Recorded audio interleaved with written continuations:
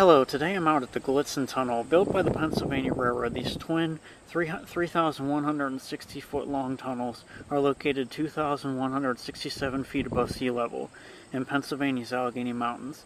They were built back in the days of pickaxes, shovels, and simple TNT. The tunnel on the right is the Allegheny Tunnel. It was completed in 1854, and in the early 1990s it was widened and heightened for double-stack container trains.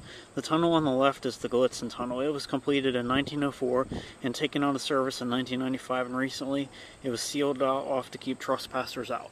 There are actually three tunnels. Just a few blocks away is the new Portage Tunnel. It was completed in 1855.